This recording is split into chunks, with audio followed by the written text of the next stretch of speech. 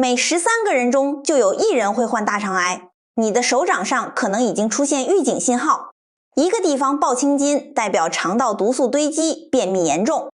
很多人天天吃蔬菜还是大不出来，其实只要加一点它就能清宿便，防高血压。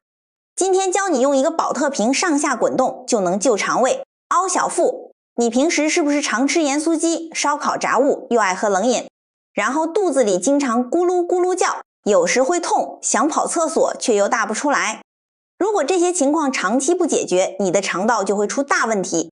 大肠癌在台湾10大癌症排行榜中位居第1，每13个人里就有大约1人患大肠癌，而且这几年年轻人中每5个人就有1个是肠燥症。肠道里的小肠被称为第2个大脑，因为90%以上的快乐荷尔蒙是由肠道产生的。肠道健康，人就会快乐，心情好，体内的毒素也就少了。那么如何知道自己的肠道健不健康呢？你先把手伸出来看看自己的手掌，在大拇指这一侧有一块肉很厚的位置，形状像鱼肚子，古人叫它手鱼。这个位置如果出现青色或蓝色，代表你的胃和大肠偏寒。如果看到血管鼓起来像爆青筋一样，那就代表大便不通畅。大肠里积了很多气和粪便，才会在这个对应大肠的位置冒出青筋。除了看手掌，你还可以自我检查，吃东西常常消化不良，开会前紧张到拉肚子或便秘，放屁次数很多，而且味道特别臭，3、2天就感冒，身体感觉肿肿的，声音沙哑，甚至肩膀挺不起来。如果这些状况你都中了，代表你的肠道不健康。肠道不健康的一个主要原因就是便秘。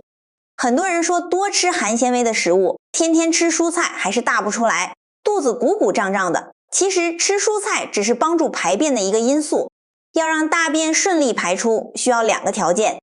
一是刺激肠道蠕动，二是让大便软化甚至水化。我们吃下去的东西经过胃小肠、大肠，最后到直肠，在直肠和 S 结肠这里，粪便会停留一段时间，直肠会吸收水分和一些维生素。如果大便在这里积太久，水分被吸干，就会变得干燥，根本排不出来。有些女生为了减肥吃大量烫青菜或沙拉，一滴油都不加，这样虽然吃了很多纤维能刺激肠道，但没有油脂来润滑肠道，吃再多蔬菜也排不出来。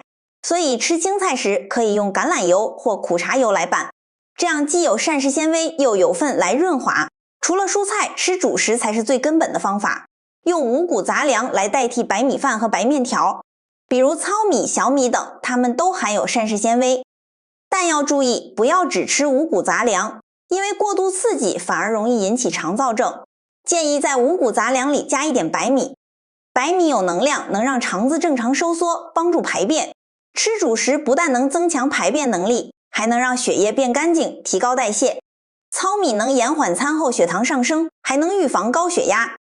这里推荐一款日常茶饮，叫增液汤，听名字就知道它是增加液体的。增加哪里的液体呢？大肠的液体。我们平时喝水，水进入小肠后就被吸收到血液里，然后送到肾脏排出去，水并不能直接跑到大肠，而增液汤可以帮助大肠分泌更多液体。